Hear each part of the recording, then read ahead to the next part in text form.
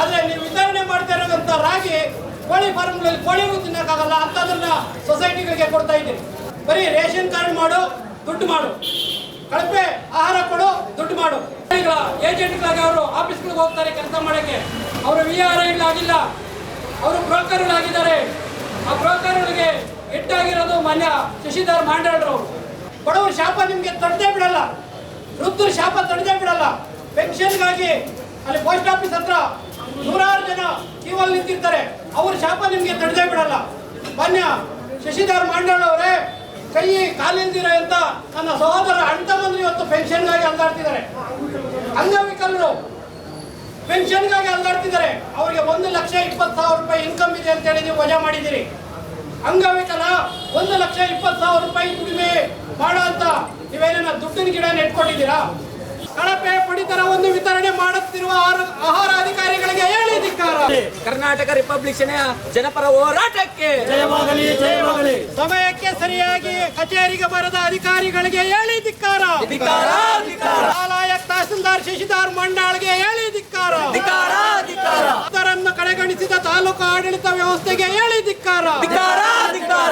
ಕಳಪೆ ಪಡಿತರವನ್ನು ವಿತರಣೆ ಮಾಡುತ್ತಿರುವ ಆಹಾರ ಅಧಿಕಾರಿಗಳಿಗೆ ಹೇಳಿ ಧಿಕ್ಕಾರ. ರಕ್ತವನ್ನೇ ಚೆಲ್ಲುತ್ತೇವೆ. ಕರ್ನಾಟಕ ರಿಪಬ್ಲಿಕ್ ಸೇನೆಯ ಜನಪರ ಹೋರಾಟಕ್ಕೆ ಬೇಕೇ ಬೇಕು. ಬೆಟ್ಟಗಳನ್ನೇ ನುಂಗಿ ಕೆರೆಗಳನ್ನು ಖಾಲಿ ಮಾಡಿದ ಶಶಿಧರ್ ಮಂಡಾಳ್ಗೆ ಹೇಳಿ ಧಿಕ್ಕಾರ. ಭೂ ಸ್ವಾಧೀನದ ಹೆಸರಲ್ಲಿ ರೈತರನ್ನು ಒಕ್ಕಲೆಬ್ಬಿಸಿದ ತಹಸೀಲ್ದಾರ್ಗೆ ಹೇಳಿ ಧಿಕ್ಕಾರ. ಕಚೇರಿಗೆ ಬರದ ತಹಸೀಲ್ದಾರ್ಗೆ ಹೇಳಿ ಧಿಕ್ಕಾರ. ಸಮಯ ಪಾಲನೆ ಮಾಡದ ಅಧಿಕಾರಿಗಳಿಗೆ ಹೇಳಿ ಧಿಕ್ಕಾರ. ಕಳಪೆ ಆಹಾರ ಸರಬರಾಜು ಮಾಡುತ್ತಿರುವ ಆಹಾರ ನಿರೀಕ್ಷಕರಿಗೆ ಹೇಳಿ ಧಿಕ್ಕಾರ. ಫುಡ್ ಇನ್ಸ್ಪೆಕ್ಟರ್ ಕೇಡೆ, ಫುಡ್ ಇನ್ಸ್ಪೆಕ್ಟರ್ ಕೇಡೆ, ಗ್ರೇಡ್ 2 ತಹಸೀಲ್ದಾರ್ ಕೇಡೆ, ಶಶಿಧರ್ ಮಂಡಾಳ್ ಕೇಡೆ, ತಹಸೀಲ್ದಾರ್ ಕೇಡೆ, ರೈತ ವಿರೋಧಿ ತಹಸೀಲ್ದಾರ್ಗೆ ಹೇಳಿ ಧಿಕ್ಕಾರ. ಸಮಯ 11:30 ಗಂಟೆ ಆದರೂ ಕಚೇರಿಗೆ ಬರದ ಅಧಿಕಾರಿಗಳಿಗೆ ಹೇಳಿ ಧಿಕ್ಕಾರ. ತಾಲೂಕು ಕಚೇರಿಯನ್ನ ರಿಯಲ್ ಎಸ್ಟೇಟ್ ಆಫೀಸ್ ಮಾಡಿಕೊಂಡಿರುವ ಅಧಿಕಾರಿಗಳಿಗೆ ಹೇಳಿ ಧಿಕ್ಕಾರ. ಜನಪರ ಕಾಳಜಿ ಇಲ್ಲದ ಅಧಿಕಾರಿಗಳಿಗೆ ಹೇಳಿ ಧಿಕ್ಕಾರ. ವಿದ್ಯಾರ್ಥಿಗಳ ಜೀವನದಲ್ಲಿ ಚೆಲ್ಲಾಟವಾಡುತ್ತಿರುವ ಗ್ರೇಡ್ 2 ತಹಸೀಲ್ದಾರ್ಗೆ ಹೇಳಿ ಧಿಕ್ಕಾರ. ಅವೈಜ್ಞಾನಿಕವಾಗಿ ಆದಾಯ ಪತ್ರಗಳನ್ನು ನೀಡುತ್ತಿರುವ ತಹಸೀಲ್ದಾರ್ಗೆ ಹೇಳಿ ಧಿಕ್ಕಾರ. ಬೇಕೇ ಬೇಕು, ಬೇಕೇ ಬೇಕು. ಎಲ್ಲಿಯ ತನಕ ಹೋರಾಟ, ಎಲ್ಲಿಯ ತನಕ ಹೋರಾಟ, ಏತಕ್ಕಾಗಿ ಹೋರಾಟ, ಶಶಿಧರ್ ಮಂಡಾಳ್ ತೊಲಗಲೇಬೇಕು. ವತಿಯಿಂದ ಒಂದು ಸಾಂಕೇತಿಕ ಪ್ರತಿಭಟನೆಯನ್ನು ಹಮ್ಮಿಕೊಂಡಿದ್ದೀವಿ. ನಾವು ಸಾಂಕೇತಿಕ ಪ್ರತಿಭಟನೆಯನ್ನ ಹಮ್ಮಿಕೊಳ್ಳಕ್ಕೆ ಪೊಲೀಸ್ ಅನುಮತಿ ಬೇಕು ಅಂತೇಳಿ ಠಾಣೆಗೆ ಹೋದಾಗ ಮೊನ್ನೆ ನಮ್ಮ ಇನ್ಸ್ಪೆಕ್ಟರ್ ಸಾಹೇಬ್ ಹೇಳಿದ್ರು, ಪ್ರಕಾಶ್ ಸಾಹೇಬರು, ಸಾರ್ವಜನಿಕರಿಗೆ ತೊಂದರೆ ಮಾಡಿದಾಗೆ ನೀವು ಹೋರಾಟವನ್ನು ಮಾಡಿ, ನಾವು ನಿಮ್ಮ ಬೆನ್ನೆಲುಬಾಗಿರ್ತೀವಿ. ಆನೇಕಲ್ ತಾಲೂಕು ಆಡಳಿತ ವ್ಯವಸ್ಥೆಯಲ್ಲಿ ನಾವು ಅಧಿಕಾರದಲ್ಲಿದ್ದು ಹೇಳೋದು ಬೇಡ, ಆ ಮಟ್ಟಕ್ಕಿದೆ. ದಯಮಾಡಿ ಜನ ಜಾಗೃತರಾಗಿ ಅಂತ ಹೇಳಿದ್ರು ನಮಗೆ. ಖಂಡಿತ ನಾವು ತಾಲೂಕು ಕಚೇರಿಯಲ್ಲಿ ಓಡಾಡುವಂಥ ಸಾರ್ವಜನಿಕರಿಗೆ ಯಾವುದೇ ತೊಂದರೆಯನ್ನ ಮಾಡಲ್ಲ. ಬೆಳಕು ಕೊಡುವ ಜ್ಯೋತಿಯಾಗಿ ಮುಕ್ತ ಜನಕ್ಕೆ ಭೇಟಿಯಾಗಿ, ಬೆಳಕು ಕೊಡುವ ಜ್ಯೋತಿಯಾಗಿ ಮುಕ್ತ ಜನಕ್ಕೆ ಭೇಟಿಯಾಗಿ, ಭೂಮಿಗೆ ಬಂದನು ನಮ್ಮ ಅಂಬೇಡ್ಕರ. ಸ್ವೀಕರಿಸೋ ದಲಿತ ಜನರ ಜೈಕಾರ. ಜನರನ್ನು ವಂಚನೆಗೊಳಿಸಿದ ಇಂದ್ರಾಣಿಗೆ ಹೇಳಿ ಧಿಕ್ಕಾರ. ಗ್ರೇಡ್ 2 ತಹಸೀಲ್ದಾರ್ ಇಂದ್ರಾಣಿ ಕೇಡೆ, ಗ್ರೇಡ್ 2 ತಹಸೀಲ್ದಾರ್ ಇಂದ್ರಾಣಿ ಕೇಡೆ. ಬೇಕೇ ಬೇಕು, ಬೇಕೇ ಬೇಕು. ಫುಡ್ ಇನ್ಸ್ಪೆಕ್ಟರ್ ಅನುಷ್ಕಾ ಕೇಡೆ, ಫುಡ್ ಇನ್ಸ್ಪೆಕ್ಟರ್ ಅನುಷಾ ಕೇಡೆ, 420 ಅನುಷಾಗೆ, 420 ಅನುಷಾಗೆ. ಕಳ್ಳ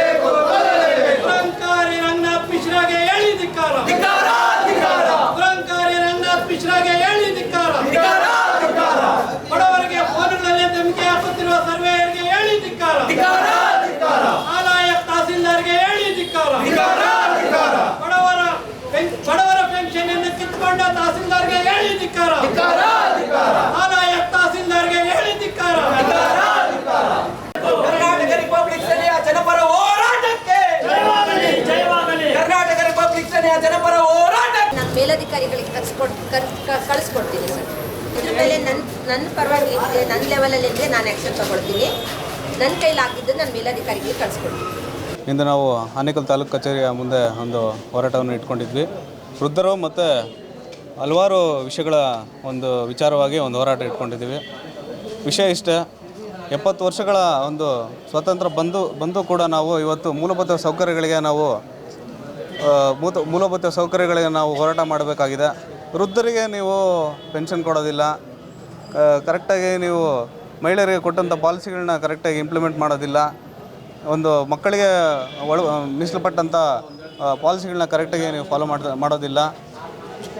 ಒಂದು ಇನ್ಕಮ್ ಸರ್ಟಿಫಿಕೇಟಲ್ಲಿ ಮಕ್ಕಳಿಗೆ 1,20,000 ಬರುತ್ತೆ ಅಂತ ನೀವು ಒಂದು ಕೊಡ್ತೀರಾ, ಒಂದು ಸರ್ಟಿಫಿಕೇಟ್ ಕೊಡ್ತೀರಾ ಅಂದರೆ ನೀವು ಒಂದು ಪಾಲಿಸಿ ಮಾಡೋದ್ರಲ್ಲಿ ಎಷ್ಟು ಆಗಿದ್ದೀರಾ ಅಂತ ನಾವು ನೋಡಬೇಕಾಗಿದೆ. ಜನಸಾಮಾನ್ಯರು ಎಚ್ಚೆತ್ಕೊಳ್ಳಿ. ಸರ್ಕಾರಗಳು ನಿಮ್ಮ ವಿರುದ್ಧ ಕೆಲಸ ಮಾಡ್ತಾ ಇದ್ದಾವೆ. ನೀವು ಎಚ್ಚೆತ್ಕೊಂಡು ನೀವೇ ಒಂದು ಸ್ವಾಭಿಮಾನದಿಂದ ಹೋರಾಟ ಮಾಡಿ, ನೀವು ಸರ್ಕಾರಗಳನ್ನ ಸೃಷ್ಟಿ ಮಾಡೋಂಥ ಜನರಾಗಿ ನೀವು. ಯಾಕಂದರೆ ನಮ್ಮ ದೇಶದಲ್ಲಿ ಈಗಾಗಲೇ ಒಂದು ಕ್ರಾಂತಿಯ ಒಂದು ಕಿಡಿ ಹತ್ತಿದೆ. ಅದಕ್ಕೆ ನಾವು ಸರ್ಕಾರಗಳಿಗೆ ಎಚ್ಚೆತ್ತು ಒಂದು ಪ್ರಿಕಾಷನ್ ಕೊಡ್ತಾ ಇರಬೇಕು. ಇಲ್ಲದಿದ್ದರೆ ಅವರು ನಮ್ಮ ಜನರಿಗೆ ಸಹಾಯ ಮಾಡೋದಿಲ್ಲ. ಅವರು ಭೂಗಳ್ಳರಾಗಿ, ರಿಯಲ್ ಎಸ್ಟೇಟ್ ಏಜೆಂಟ್ಗಳಾಗಿ, ಇನ್ನೊಂದಾಗಿ ಮತ್ತೊಂದಾಗಿ ದುಡ್ಡು ಮಾಡ್ತಾ ಐಷಾರಾಮಿ ಜೀವನ ಮಾಡ್ತಾ ಮುಂದುವರಿತಾರೆ ಹೊರತು ವೃದ್ಧರಿಗೆ ಮತ್ತು ನಮ್ಮ ಈಗ ಬಂದಿದ್ದಾರೆ ಅವರು ಹ್ಯಾಂಡಿಕ್ಯಾಪ್ಟ್ಗಳಿಗೆ ಏನು ಸಹಾಯ ಮಾಡ್ತಾರೆ? ಅವರು ಒಂದು ಬಡವರ ಪರವಾಗಿ ಕಾಳಜಿ ಇಟ್ಕೊಂಡಿರ್ತಾರೆ. ಅವರ ಮನೆ ಉದ್ಧಾರ ಆಗಲಿ, ತಾವು ಉದ್ಧಾರ ಆಗಲಿ ಅಂತ ಜೀವನ ಮಾಡ್ತಾರೆ ಹೊರತು ಬೇರೆ ರೀತಿ ಅವ್ರು ಯೋಚನೆ ಮಾಡೋದೇ ಇಲ್ಲ. ಅದಕ್ಕಾಗಿ ನಾವು ಎಚ್ಚರಿಕೆ ಕೊಡ್ತಾ ಇದ್ದೀವಿ. ಅವರು ಅದನ್ನು ಒಂದು ಪ್ರಿಕಾಷನ್ ತಗೊಂಡ್ರೆ ಒಳ್ಳೆಯದು. ಇಲ್ಲದಿದ್ದರೆ ಮುಂದಿನ ಕಾಲದಲ್ಲಿ ಒಂದು ಉಗ್ರ ಹೋರಾಟವನ್ನು ಎದುರಿಸಬೇಕಾಗುತ್ತೆ. ಇದು ನಿಮಗೆ ಎಚ್ಚರಿಕೆ. ನೀವು ಸುಧಾರಿಸ್ಕೊಳ್ಳಿ. ದಯವಿಟ್ಟು ಈ ವಿಚಾರಗಳಲ್ಲಿ ನೀವು ಮೂಗುದೂರಿಸಿ ಅದನ್ನು ಒಂದು ರೀತಿಯಾಗಿ ಫ್ರಾಡ್ ಮಾಡೋದಾಗಲಿ, ಸ್ಕ್ಯಾಮ್ ಮಾಡೋದಾಗಲಿ ಮಾಡೋಕ್ಕೆ ಹೋಗ್ಬೇಡಿ. ದಯವಿಟ್ಟು ವೃದ್ಧರಿಗೆ ಮೋಸ ಮಾಡಬೇಡಿ ಅಂತ ಹೇಳೋಕ್ಕೆ ಇಷ್ಟಪಡ್ತೀನಿ. ದಯವಿಟ್ಟು ನಮ್ಮ ತಾಲೂಕು ಕಚೇರಿಯಲ್ಲಿ ಬೆಳಗ್ಗೆ ಜಾವ 10 ಗಂಟೆಯಿಂದ 11 ಗಂಟೆವರೆಗೆ ಸಮಯದಲ್ಲಿ ಹಾಜರಾಗಬೇಕು. ಕೆಲಸದವರು 5 ಗಂಟೆಗೆ ಕೆಲಸದಿಂದ ಹೋಗ್ಬೇಕು. ಆದರೆ ಈ ನಮ್ಮ ತಾಲೂಕು ಕಚೇರಿಯಲ್ಲಿ 10 ಗಂಟೆ ಆದರೂ ರಾತ್ರಿ ಹೊತ್ತು ಬಾಗಿಲು ತೆಗೆದಿಡ್ತಾರೆ. ಏನು ಮಾಡ್ತಾ ಇದ್ದಾರೆ ಅವರು? ಏನು ಮಾತಾಡಿದ್ರು ಸಮಯ ಅದನ್ನು ಕೇಳೋರು ಯಾರೂ ಇಲ್ಲ. ಇದು ದಾಖಲೆಗಳು ಕೇಳಿದರೆ ಸ್ಕ್ಯಾನಿಂಗ್ ಅಂತ ಹೇಳ್ತಾವ್ರಿ. ಯಾವ ಥರ ಸ್ಕ್ಯಾನಿಂಗ್ ಮಾಡ್ತಾವ್ರೆ? ಸ್ಕ್ಯಾನಿಂಗ್ ಮಾಡಿದ್ರೆ ಅಪ್ಲೋಡ್ ಮಾಡಿ ಅಪ್ಲೋಡ್ ಎಲ್ಲಿ ಮಾಡಿದ್ದಾರೆ? ಈ ಸ್ಕ್ಯಾನಿಂಗ್ ಅಂತ ಕೇಳಿದ್ರೆ RTIಯಲ್ಲಿ ಹಾಕಿದ್ರೆ ಮೊನ್ನೆ ತಹಸೀಲ್ದಾರ್ ಕೇಳಿದ್ರೆ RTIಯಲ್ಲಿ ಹಾಕಿದ ಸಮಯ 6 ತಿಂಗಳಾಗಿದೆ. ಅದನ್ನು ಕೇಳೋರಿಗೆ ಯಾರು ಇಲ್ವ ಅಂತ ಕೇಳಿದರೆ ನೀನು ಹೋಗಿ DC ಕಮಿಷನರ್ ಹತ್ರ ಕಂಪ್ಲೇಂಟ್ ಮಾಡಿ ಹೋಗುವಂಥ ಇದಕ್ಕೆ ನಮ್ಮ ಕರ್ನಾಟಕ ರಿಪಬ್ಲಿಕನ್ ಸೇನೆ ವತಿಯಿಂದ ಆನೇಕಲ್ ತಾಲೂಕು ಕಚೇರಿ ಮುಂದೆ ಸಾಂಕೇತಿಕವಾಗಿ ಒಂದು ಪ್ರತಿಭಟನೆಯನ್ನು ಹಮ್ಮಿಕೊಂಡಿದ್ದೀವಿ. ಇದರ ಉದ್ದೇಶ ಏನಪ್ಪ ಅಂದರೆ, ತಾಲೂಕು ಕಚೇರಿಗೆ 11:30 ಗಂಟೆ ಆದರೂ ಅಧಿಕಾರಿಗಳು ಸರಿಯಾಗಿ ಕೆಲಸಕ್ಕೆ ಬರಲ್ಲ. ಬಂದ ನಂತರ ರಾತ್ರಿ 10:30ವರೆಗೂ ಇಲ್ಲಿ ಕೆಲಸವನ್ನು ನಿರ್ವಹಿಸ್ತಾರೆ. ಇದು ಯಾವ ಕಾನೂನಲ್ಲಿ ಅಳವಡಿಕೆ ಆಗಿದೆ ಅಂತೇಳಿ ಪ್ರಶ್ನೆ ಮಾಡಬೇಕಾಗಿದೆ. ಹಾಗೆ ಸ್ಕ್ಯಾನಿಂಗ್ ನೆಪದಲ್ಲಿ ಬಡವರನ್ನು ವೃಥಾ ತಿರುಗಾಡಿಸ್ತಾರೆ. ಡಾಕ್ಯುಮೆಂಟ್ ಸ್ಕ್ಯಾನ್ ಆಗ್ತಿದೆ ಅಂತ ಗ್ರೇಡ್ 2 ತಹಸೀಲ್ದಾರಿಗೆ 5,000 ರೂಪಾಯಿ ಕೊಟ್ಟರೆ ಜೆರಾಕ್ಸ್ ಆಗಿ ಸೀಲು ಸೈನಾಗಿ ದಾಖಲೆಗಳು ಹೊರಗಡೆ ಬರ್ತವೆ. 5,000 ರೂಪಾಯಿ ಕೊಡೋರು ಯಾರು? ಬಡವರು ಯಾರಾದರೂ ಕೊಡೋಕ್ಕಾಗುತ್ತಾ? ಭೂಮಾಫಿಯಾ ಇಲ್ಲಿ ತುಂಬ ಅತಿರೇಕಕ್ಕೆ ಹೋಗಿದೆ. ಇದಕ್ಕೆ ಸಾಥ್ ಕೊಡ್ತಾ ಇರ್ತಕ್ಕಂಥದ್ದು ಗ್ರೇಡ್ 2 ತಹಸೀಲ್ದಾರ್. ಹಾಗೆ ಆಹಾರದ ವಿಚಾರದಲ್ಲಿ ತಗೊಂಡಾಗ ಅನುಷಾ ಅಂತೇಳಿ ಒಬ್ಬ ಆಹಾರ ನಿರೀಕ್ಷಕರು ತಾಲೂಕು ಕಚೇರಿಗೆ ಒಕ್ಕರ್ಸ್ಕೊಂಡಿದ್ದಾರೆ. ಆ ಸೊಸೈಟಿಗಳಲ್ಲಿ ಕೋಳಿ ಫಾರ್ಮ್ಗಳಲ್ಲಿ ಕೋಳಿಗಳಿಗೆ ಹಾಕುವಂಥ ರಾಗಿನ ತಗೊಬಂದು ಸೊಸೈಟಿಗಳಲ್ಲಿ ಪಡಿತರ ವಿತರಣೆ, ಅನ್ನಭಾಗ್ಯ ಯೋಜನೆ, ಇದು ಅನ್ನಭಾಗ್ಯ ಅಲ್ಲ, ಕಲುಷಿತ ಭಾಗ್ಯ ಯೋಜನೆ ಆಗೋಗಿದೆ. ಇದರ ಕಡೆ ಫುಡ್ ಇನ್ಸ್ಪೆಕ್ಟರ್ ಗಮನವನ್ನು ಹರಿಸ್ತಾ ಇಲ್ಲ. ಶಾಲಾ ಮಕ್ಕಳಿಗೆ LKG UKG ಮಕ್ಕಳಿಗೆ BPL ಕಾರ್ಡ್ ಇದೆ ನಿಮ್ಮದು ಅಂತೇಳಿ 1,20,000 ರೂಪಾಯಿ ಇನ್ಕಮನ್ನು ಕೊಡ್ತಾರೆ. ಆ ಮಗು 1,20,000 ರೂಪಾಯಿ ಇನ್ಕಮ್ ಎಲ್ಲಿ ದುಡಿಮೆಯನ್ನು ಮಾಡ್ತದೆ? ನೀವು ಆದಾಯದ ಮೂಲವನ್ನು ಎಲ್ಲಿ ಮಾಡಿಕೊಟ್ಟಿದ್ದೀರಿ ಅವರಿಗೆ? ನಿಮ್ಮ ಅಧಿಕಾರಿಗಳು VA RI DTಗಳು ಯಾವ ರೀತಿ ನಿಮಗೆ ವರದಿಯನ್ನು ತಂದು ಕೊಡ್ತಿದ್ದಾರೆ? ಕಣ್ಣಿದ್ದು ಕುರುಡ್ರಂತೆ ನೀವು ಕೆಲಸ ಮಾಡ್ತಾ ಇದ್ದೀರಾ. 1,20,000 ರೂಪಾಯಿ ಒಂದು ಮಗು ದುಡ್ಕೊಂಬರ್ತದೆ ಅಂತೇಳಿ ನಿಮ್ಮ ಇನ್ಕಮ್ ಸರ್ಟಿಫಿಕೇಟ್ ಕೊಟ್ಟರೆ ಇನ್ನು ಅವ್ರ ತಂದೆ ತಾಯಿ ಎಷ್ಟು ಕೋಟಿಗಳು ದುಡಿಬೇಕು? ಇದನ್ನು ನಾವು ಪ್ರಶ್ನೆ ಮಾಡಬೇಕಾಗಿದೆ. ನೀವು ಅವೈಜ್ಞಾನಿಕವಾಗಿ ಕೆಲಸವನ್ನು ಮಾಡ್ತಿದ್ದೀರಿ. ತಂದೆಗೂ 1,20,000, ತಾಯಿಗೂ 1,20,000, ಮಗುಗೂ 1,20,000. ಎಲ್ಲಿ ಸ್ವಾಮಿ, ಎಲ್ಲಿ ಬರ್ತದೆ? ದಿನದ ಕೂಲಿ 350-400 ರೂಪಾಯಿ ಉದ್ಯೋಗ ಖಾತ್ರಿಯಲ್ಲಿ ನೀವು ಕೊಡ್ತೀರಿ, ಇಲ್ಲಿ ಇನ್ಕಮ್ ಸರ್ಟಿಫಿಕೇಟ್ನ 1,20,000 ರೂಪಾಯಿ ಕೊಡ್ತೀರಿ. ಯೋಚನೆ ಮಾಡಬೇಕು ನೀವು. ಹಾಗೆ ವೃದ್ಧರು ಆ ಇನ್ಕಮ್ ಸರ್ಟಿಫಿಕೇಟ್ನ ಇಟ್ಕೊಂಡು ವೃದ್ಧರ ಪೆನ್ಷನ್ನ ಹೊಟ್ಟೆ ಮೇಲೆ ಹೊಡೆದಿದ್ದೀರಿ, ಅಂಗವಿಕಲರ ಪೆನ್ಷನ್ಗೆ ಹೊಟ್ಟೆ ಮೇಲೆ ಹೊಡೆದಿದ್ದೀರಿ, ಗೃಹ ಭಾಗ್ಯಗಳನ್ನು ಉಪಯೋಗಿಸ್ಕೊಳ್ಳೋರ ಹೊಟ್ಟೆ ಮೇಲೆ ಹೊಡೆದಿದ್ದೀರಿ. ಅವ್ರ ಶಾಪ ನಿಮಗೆ ತಟ್ಟುತ್ತೆ. ಇದನ್ನೆಲ್ಲ ಕೇಳಬೇಕಾಗಿರೋಂಥ ತಾಲೂಕಿನ ದಣಿದೆ ತಹಸೀಲ್ದಾರ್ ಶಶಿಧರ್ ಮಾಂಡಾಳನವರು, ನಾಲಾಯಕ್ ತಹಸೀಲ್ದಾರರು ಕಚೇರಿಗೆ ಬರೋಲ್ಲ. ಈ ಕಚೇರಿ ಭೂಗಳ್ಳರ ಏಜೆಂಟ್ ಆಫೀಸ್ ಆಗೋಗಿದೆ. ಇಲ್ಲಿ ಕಚೇರಿಗೆ ಬರೋರು ಸೇವೆಯನ್ನು ಸಲ್ಲಿಸ್ತಾ ಇಲ್ಲ, ಬಿಸ್ನೆಸ್ನ ಮಾಡ್ತಿದ್ದಾರೆ. ಈ ಕಣ್ಣಿದ್ದು ಕುರುಡ್ರಂತೆ ಜನಪ್ರತಿನಿಧಿಗಳು ಇದನ್ನು ಪ್ರಶ್ನೆ ಮಾಡಬೇಕಾಗಿತ್ತು. ಈ ಭ್ರಷ್ಟ ಆಡಳಿತ ವ್ಯವಸ್ಥೆಯನ್ನು ಸರಿಪಡಿಸಬೇಕಾಗಿತ್ತು. ಇವರು ಏನಿದ್ರು ಪ್ರತಿಷ್ಠೆಗಳಲ್ಲಿ ಮುಳುಗಿದ್ದಾರೆ. ಗುದ್ದಲಿ ಪೂಜೆ ನೆಪಗಳಲ್ಲಿ ಪ್ರತಿಷ್ಠೆಗಳಲ್ಲಿ ಮುಳುಗಿ ತಾಲೂಕಿನ ಬಡ ಜನತೆಯ ಜೀವನವನ್ನು ಬೀದಿಗೆ ತಂದಿದ್ದಾರೆ. ಎಲ್ಲಿ ಹೋದರೂ ಬೆಲೆ ಏರಿಕೆ, ಮಗುನ ಸ್ಕೂಲ್ಗೆ ಬಿಡೋಣ ಪೆಟ್ರೋಲ್ಗೆ ಹೋದರೆ ಅಲ್ಲಿ ಬೆಲೆ ಏರಿಕೆ, ಅಡುಗೆಗೆ ಎಣ್ಣೆ ತಗೊಳ್ಳೋಣಂತ ಹೋದರೆ, ತರಕಾರಿ ತಗೊಳ್ಳೋಣಂತ ಹೋದರೆ ಅಲ್ಲಿ ಬೆಲೆ ಏರಿಕೆ. ಹೋಗಲಿ, ಸರ್ಕಾರದಿಂದ ಪೆನ್ಷನ್ ಬರ್ತದೆ ಅಂತ ಇಲ್ಲಿ ಬಂದರೆ 1,20,000 ನಿಮಗೆ ಇನ್ಕಮ್ ಇದೆ ಅಂತೇಳಿ ಆ ಪೆನ್ಷನ್ನು ಕಟ್ ಮಾಡ್ತಾರೆ. ಬಡವ್ರ ಜೀವನ ಏನಾಗಬೇಕು? ನಿಮ್ಮ ರಾಜಕೀಯ ಕೆಸರಾಚರಣೆಗಳನ್ನು ನೀವು ಹೊರಗಡೆ ಇಟ್ಕೊಳ್ಳಿ. ಮೊದಲು ಬಡವರ ಜೀವನಕ್ಕೆ ಆಗ್ತಿರೋ ತೊಂದರೆ ತಾಲೂಕಿನ ದಂಡಾಧಿಕಾರಿಯಿಂದನೂ ಆಗ್ತಿದೆ, ಇದನ್ನು ಮೊದಲು ಸರಿಪಡಿಸಿ. ನಿಮ್ಮ ವೈಯಕ್ತಿಕ ವ್ಯವಹಾರಗಳನ್ನು ಹೊರಗಡೆ ಇಟ್ಕೊಳ್ಳಿ. ಮೊದಲು ತಾಲೂಕಿನ ಜನರನ್ನು ನೆಮ್ಮದಿಯಾಗಿ ಬದುಕೋದಕ್ಕೆ ಬಿಡಿ. ರಸ್ತೆಗಳಲ್ಲಿ ಓಡಾಡೋಕ್ಕಾಗ್ತಿಲ್ಲ.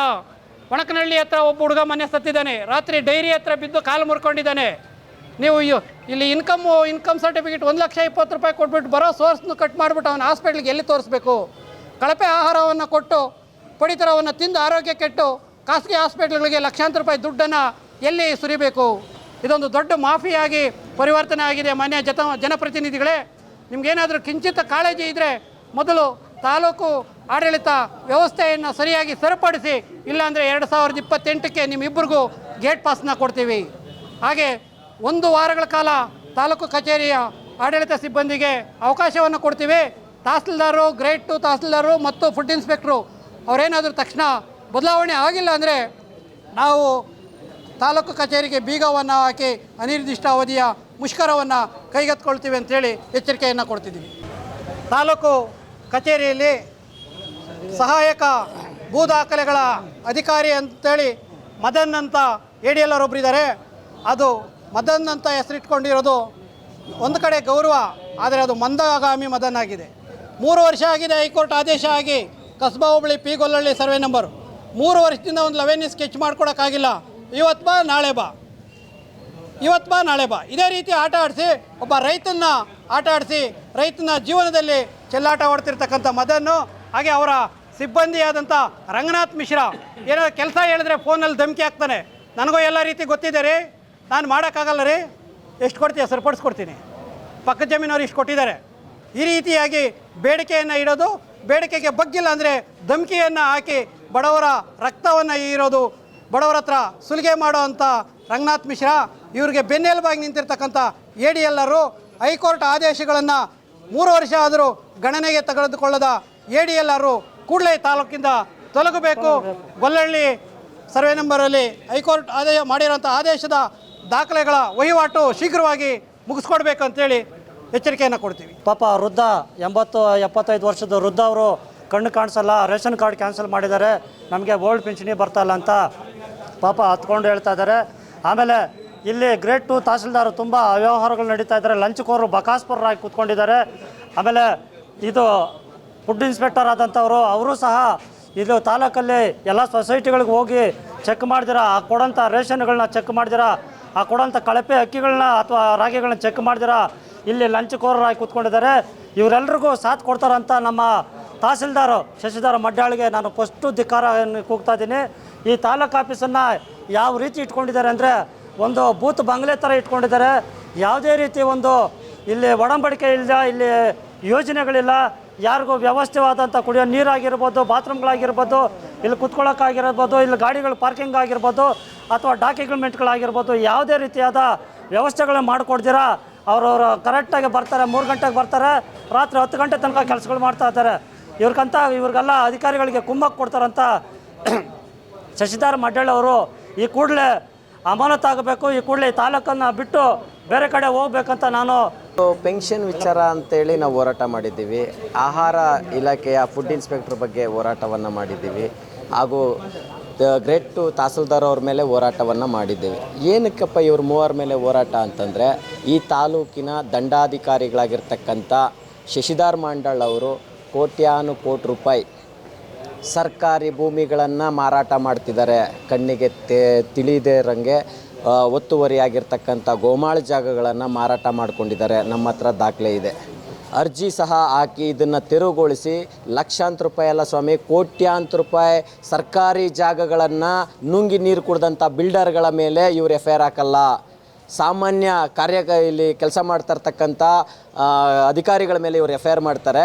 ಬಿಲ್ಡರ್ಗಳ ಮೇಲೆ ಯಾಕೆ FIR ಮಾಡ್ತಿಲ್ಲ ಅನ್ನೋದು ಒಂದು ಕ್ವಶನ್. ಆದರೆ ಇಡೀ ತಾಲೂಕಿನಾದ್ಯಂತ ಇರ್ತಕ್ಕಂಥ ಒಂದು ಕುಟುಂಬದಲ್ಲಿ ಒಬ್ಬ ಯಜಮಾನ ಇದ್ದರೆ ಆ ಯಜಮಾನನಿಗೆ 120 ಬರೋದು ಸಹಜ. ಒಂದು ಆದಾಯ ಅವನಿಗೆ 1,20,000 ಇದ್ದರೆ ಅವರ ಮನೆಯಲ್ಲಿರ್ತಕ್ಕಂಥ 10 ಜನಕ್ಕೂ ಅವನು ಒಬ್ಬನ ಆಧಾರದ ಮೇಲೆ, ಅವನ ದುಡಿಮೆಯ ಆಧಾರದ ಮೇಲೆ ಬದುಕ್ತಾ ಇರ್ತಕ್ಕಂಥದ್ದು. ಆದರೆ ಅವರೆಲ್ರಿಗೂ 1,20,000, ಹಂಗಾದ್ರೆ 1 ಕೋಟಿ ಚಿಲ್ಲರೆ ಬರುತ್ತೆ 10 ಜನ ಇದ್ದರೆ. ಇದು ಎಂಥ ಸಮಾಜ, ಇದೆಂಥ ಸರ್ಕಾರ, ಇದೆಂಥ ಅಧಿಕಾರ ಗೊತ್ತಾಗ್ತಿಲ್ಲ. ಆಮೇಲೆ ಇವ್ರ ಮೇಲೆ ನಾವು ಪ್ರಶ್ನೆ ಮಾಡ್ತಾ ಇರ್ತಕ್ಕಂಥ ವಿಚಾರ ಏನಪ್ಪ ಅಂದರೆ, ನಾವು ಕಂಡಂತೆ ಅಂಗವಿಕಲರಿಗೆ, ವೃದ್ಧರಿಗೆ ಇವ್ರನ್ನ ಜೀವಮಾನ ಪೂರ್ತಿ ಆಫೀಸ್ಗಳ ಹಿಂದೆಗಳೇ ಅಲ್ದಾಡಿಸ್ತಾ ಇರ್ತಕ್ಕಂಥ ವಿಚಾರ. ಅವ್ರಿಗೆ ಕೊಡುವಂಥ ಪೆನ್ಷನ್ ದುಡ್ಡನ್ನು ಈ ಅಧಿಕಾರಿಗಳಿಗೇ ಕೊಡ್ದಂತಂದು ಅವ್ರಿಗೆ ಕೊಟ್ಟು ಅವ್ರ ಪೆನ್ಷನನ್ನು ರೆಡಿ ಮಾಡಿಸ್ಕೋಬೇಕು ಅಂತ ಆತರತೆ. ಕಣ್ಣು ಕಾಣಿಸಲ್ಲ ಸ್ವಾಮಿ, ಅವ್ರಿಗೆ ಪೆಕ್ಸ್ ಇರಲ್ಲ ಸ್ವಾಮಿ, ಅವ್ರ ಕಾಲಿರಲ್ಲ ಸ್ವಾಮಿ, ಅವ್ರ ಕೈಯೇ ಇರಲ್ಲ ಸ್ವಾಮಿ. ಅಂಥವ್ರು ಅಲ್ದಾಡ್ತಾ ಇದ್ದಾರೆ ಈ ಸಮಾಜದಲ್ಲಿ, ಈ ಸರ್ಕಾರಿ ಅಧಿಕಾರಿಗಳ ಆಫೀಸ್ಗಳ ಮುಂದೆ. ಇದು ಎರಡನೇದಾದರೆ, ಮೂರನೇದು ಫುಡ್ ಇನ್ಸ್ಪೆಕ್ಟ್ರು ಅನುಷಾ ಮೇಡಮ್ ಅವರು ಎಲ್ಲ ಕಡೆ ಓಡಾಡೋಕ್ಕಾಗುತ್ತೋ ಇಲ್ಲವೋ ಗೊತ್ತಿಲ್ಲ. ಆದರೆ ಕಳಪೆ ಅಕ್ಕಿ ರಾಗಿಯನ್ನು ಕೊಡ್ತಾ ಇರ್ತಕ್ಕಂಥದ್ದು, ಕೋಳಿಗಳು ತಿಂದೇ ಇರ್ತಕ್ಕಂಥದ್ದನ್ನು ಕೊಡ್ತಾ ಇರ್ತಕ್ಕಂಥದ್ದು. ಆದರೆ ಮುಕ್ತವಾಗಿ ಇಲ್ಲಿ APL ಕಾರ್ಡ್, BPL ಕಾರ್ಡನ್ನು APL ಮಾಡಿರೋದು ಯಾರು ಕೇಳಿದ್ರೆ DC AC ಸರ್ಕಾರ ಅಂತ ಹೇಳ್ತಿದ್ರಲ್ಲ, ಅದಕ್ಕೆ ಪರಿಹಾರ ಯಾರು? ಪರಿಹಾರ ನೀವು ಮಾಡಿಕೊಡ್ತೀರಾ, ಇಲ್ಲ ತಹಸೀಲ್ದಾರ್ ಮಾಡಿಕೊಡ್ತಾರಾ, ಇಲ್ಲ DC ಅವ್ರು ಮಾಡಿಕೊಡ್ತಾರಾ? ಅದನ್ನು ಪ್ರಶ್ನೆ ಮಾಡ್ತಿಲ್ಲ. ನಮ್ಮ ಬಡವ್ರನ್ನ, ನಮ್ಮ ವೃದ್ಧರನ್ನ, ನಮ್ಮ ಮುದುಕರನ್ನ, ಅಂಗವಿಕಲರನ್ನ ಅವ್ರನ್ನ ಪ್ರಶ್ನೆ ಮಾಡ್ತಿಲ್ಲ ನೀವು. ಅವ್ರಿಗೆ ಹೇಳಿ ಅವ್ರನ್ನ ತಲೆಮಾರಿಸಿ ಅವ್ರ ಮನೆಗೆ ಕಳಿಸ್ತಾ ಇದ್ದೀರಾ. ಅವ್ರಿಗೆ ಆ ಪರಿಹಾರವನ್ನು ಕೊಡ್ತಾ ಇಲ್ಲ. ಯಾಕೆ? ನಿಮ್ಮ ಅಧಿಕಾರ, ನಿಮ್ಮ ಸಹಕಾರ ಇಲ್ದಿದ್ದು ಸಾರ್ವಜನಿಕರು ಯಾವ ರೀತಿಯಲ್ಲಿ ಬದುಕಬೇಕು? ಅವ್ರು ಸಿಗಬೇಕಾಗಿರ್ತಕ್ಕಂಥ ಅನುದಾನಗಳಲ್ಲಿ ಹಾಸ್ಪಿಟ್ಲ್ ಬಿಲ್ ಆಗಿರ್ಬೋದು, ಮೆಡಿಸಿನ್ ತೊಗೊಳೋದ್ರಲ್ಲಾಗಿರ್ಬೋದು, ಆ 2,200 ರೂಪಾಯಿ ಎಲ್ಲ ನಿಮ್ಮ ಬಂಡವಾಳ ಬೇಯಿಸ್ಕೊತಾ ಇದ್ದೀರಾ. ಇದನ್ನೆಲ್ಲ ಕಡಿವಾಣ ಹಾಕೋದು ನಾವು ಕೊಟ್ಟಂಥ ಅಧಿಕಾರ, ಓಟ್ ಕೊಟ್ಟಂಥ ಭಿಕ್ಷೆ, ನಾವು ಕೊಟ್ಟಂಥ ಭಿಕ್ಷೆ ನಿಮಗೆ. ಈ ತಾಲೂಕಿನ MLA ಅವರಾಗಿರ್ಬೋದು, MP ಗಳಾಗಿರ್ಬೋದು, ನೀವು ಬಂದು ನಮ್ಮ ಜನಸಾಮಾನ್ಯರ ಪ್ರಾಬ್ಲಮ್ಗಳನ್ನ ಸೊಲ್ಯೂಷನ್ ಮಾಡಿಕೊಡ್ಬೇಕಾಗಿತ್ತು. ಅವ್ರಿಗೆ ಬೇಕಾದ ಸವಲತ್ತುಗಳನ್ನು ಮಾಡಿಕೊಡ್ಬೇಕಾಗಿತ್ತು. ನಿಮ್ಮ ಆಡಳಿತ ದುರಾಡಳಿತ ಆಗಿದೆ. ಅಧಿಕಾರಿಗಳನ್ನ ಬಂದು ಈ ತಾಲೂಕಲ್ಲಿ ತುಂಬಿದ್ದೀರಾ. ಲಂಚ್ಗೋರರನ್ನು ಕರ್ಕೊಬಂದು ಈ ತಾಲೂಕಲ್ಲಿ ತುಂಬಿದ್ರೆ ನಮ್ಮ ತಾಲೂಕು ಹೇಗೆ ಉದ್ಧಾರ ಆಗುತ್ತೆ? ನೀವಂದರೂ ಭ್ರಷ್ಟರಾಗಿರ್ಬೋದು, ಆದರೆ ಅಧಿಕಾರಿಗಳನ್ನ ಭ್ರಷ್ಟರಾಗಿ ಮಾಡಿ ಕೂತಿದ್ದೀರಲ್ಲ. ಇದನ್ನೆಲ್ಲ ಸರಿಪಡಿಸಿ ಇನ್ನಾದರೂ ಎಚ್ಚೆತ್ಕೊಳ್ಳಿ. 2028ರಲ್ಲಿ ನಿಮಗೆ ಬುದ್ಧಿಪಾಠವನ್ನು ಕಲಿಸ್ತೀವಿ. ಇಬ್ಬರನ್ನೂ ಗೇಟ್ ಪಾಸ್ ಕೊಡ್ತೀವಿ. ಮುಂದಿನ ದಿನಗಳಲ್ಲಿ ಉಗ್ರ ಹೋರಾಟಗಳನ್ನ ನಿಮ್ಮ ವಿರುದ್ಧ ಮಾಡ್ತೀವಿ. ಈ ತಾಲೂಕಿನ MLA ಆಗಿರ್ಬೋದು, MP ಆಗಿರ್ಬೋದು, ಯಾವತ್ತೋ ಒಂದು ಸಲ ಬಂದು ಇಲ್ಲಿ ನೋಡೋದಲ್ಲ. ಪ್ರತಿಯೊಂದು ರಸ್ತೆಗಳು ಗುಂಡಿ ಬಿದ್ದಿದ್ದಾವೆ, ಪ್ರತಿಯೊಂದು ಅಧಿಕಾರಿನೂ ಲಂಚಗೋರನಾಗಿದ್ದಾನೆ, ಪ್ರತಿಯೊಂದು ಆಫೀಸಲ್ಲೂ ಭ್ರಷ್ಟಾಚಾರ ತುಂಬಿ ತಾಂಡವಾಡ್ತಾ ಇದೆ. ಇದನ್ನೆಲ್ಲ ಗಮನಿಸಬೇಕು. ನಮ್ಮ ಹತ್ರ ದಾಖಲೆ ಇದೆ. ದಾಖಲೆ ಇಲ್ಲದ ವಿಚಾರವನ್ನು ಮಾತಾಡೋದೇ ಇಲ್ಲ. ಯಾಕಂದರೆ ಧೈರ್ಯವಾಗಿ ಹೇಳ್ತಾ ಇದ್ದೀನಿ, 1000 ಕೋಟಿ ನುಂಗಿ ನೀರು ಕುಡಿದಿರ್ತಕ್ಕಂಥ ಅಧಿಕಾರಿಗಳದು ಭ್ರಷ್ಟಾಚಾರ ತುಂಬಿ ತಾಂಡವಾಡ್ತಾ ಇರ್ತಕ್ಕಂಥ ತಾಲೂಕಲ್ಲಿ ಎಷ್ಟೋ ದಾಖಲೆಗಳು ನಮ್ಮ ಹತ್ರ ಇದ್ದಾವೆ. ಒಬ್ಬ ಪ್ರಾಮಾಣಿಕ ಅಧಿಕಾರಿಯನ್ನು ಕಾಣದೇ ಇರತಕ್ಕಂಥದ್ದು ದುರಸ್ಥಿತಿ, ದುರಭ್ಯಾನ. ನಮಗೆ ಇವರು ಭ್ರಷ್ಟಾಚಾರದಲ್ಲಿ ತುಂಬಿರ್ತಕ್ಕಂಥದ್ದು ನನ್ನ ಹತ್ರ ದಾಖಲೆ ಇದೆ. ಇಲ್ದಿರ ನಾನು ಹೇಳೋದಲ್ಲ. ಯಾಕಂದರೆ ಕಣ್ಣು ಮುಂದೆನೇ ಫೋಟೋಗಳು 5,000, 6,000, 10,000ಕ್ಕೆ ಲಂಚ ಕೈ ಹೊಡಿತಾ ಇರ್ತಕ್ಕಂಥ ಜನ ಇದ್ದಾರೆ. ನಾನು ಹ್ಯಾಂಡಿಕ್ರಾಫ್ಟು, ಕ್ಯಾನ್ಸರ್ ಪೇಷಂಟು, ನನಗೆ ವರಮಾನ ಏನೂ ಇಲ್ಲ. ನಮಗೆ ಬರ್ತಾ ಇದ್ದಿದ್ದು 1,200 ರೂಪಾಯಿ ಕ್ಯಾನ್ಸಲ್ ಮಾಡಿದ್ದಾರೆ. 68,000 ರೂಪಾಯಿ ವರಮಾನ ಇದೆ. 68,000 ರೂಪಾಯಿ ವರಮಾನ ಏನೈತೆ ನಮಗೆ ತೋರಿಸ್ಕೊಡ್ಬೇಕು. ಕಾರ್ಪೆಂಟ್ರಿ ಕೆಲಸ ಮಾಡ್ತಾಯಿದ್ದೆ. ಇವಾಗ ಆಕ್ಸಿಡೆಂಟ್ ಆಯಿತು, 16 ವರ್ಷ ಆಯಿತು. ಇದು ಕ್ಯಾನ್ಸರ್ ಆಪ್ರೇಷನ್ ಮಾಡಿದ್ದಾರೆ. ಕುಂತ್ಕೊಳಕ್ಕಾಗಲ್ಲ, ಇದು ಮಾಡೋಕ್ಕಾಗಲ್ಲ, ಜಾಸ್ತಿ ಮಾತಾಡೋಕ್ಕೂ ಆಗೋದಿಲ್ಲ, ಓಡಾಡೋಕ್ಕೂ ಆಗಲ್ಲ. ನಾನು ಹೋದ ತಿಂಗಳಲ್ಲಿ ದುಡ್ಡು ಕೂಡು ಮಾಡಿಕೊಂಡು ಒಂದು ಚಿಕ್ಕದೊಂದು ಟಿ ವಿ ಎಸ್ ತೊಗೊಂಡೆ, ಓಡಾಡೋಕ್ಕಾಗೋದಿಲ್ಲ ಅಂತ. ಅದಕ್ಕೋಸ್ಕರ ಇವತ್ತು ಈ ತಿಂಗಳಲ್ಲಿ ಅವರು 68,000 ರೂಪಾಯಿ ನಿಮ್ಗೆ ವರಮಾನ ಇದೆ ಅಂತ. 68,000 ರೂಪಾಯಿ ಹೆಂಗೆ ವರಮಾನ ಬರುತ್ತೆ? ನಾನು ಮನೆಗಿರೋನು ಹೆಂಗೆ ಬರುತ್ತೆ ಅಂತ ನಾನು ಕೇಳ್ತಾ ಇದ್ದೀನಿ. ಏನು ಹೇಳಿದೆ, ನಿನ್ಗೆ 68,000 ರೂಪಾಯಿ ವರಮಾನ ಇದೆ, ನಿನಗೇನಕ್ಕೆ ಪೆನ್ಷನ್ನು ಅಂತಾರೆ. ಏನು ವರಮಾನ ಇದೆ ಅಂತ ಅವರು ತೋರಿಸ್ಬೇಕಲ್ಲ ಬಂದು. ಇಲ್ಲ ಯಾವುದನ್ನ ಮನೆ ಬಾಡಿಗೆ ಬರ್ತೈತಾ, ಏನು ಬರ್ತೈತೆ ಹೇಳಿದ್ರೆ ತಾನೇ. ನಾವು ಹ್ಯಾಂಡಿಕ್ರಾಫ್ಟು ಏನು ಕೆಲಸ ಮಾಡೋಕ್ಕಾಗುತ್ತೆ, ನೀವೇ ಯೋಚನೆ ಮಾಡಿ ಸ್ವಾಮಿ.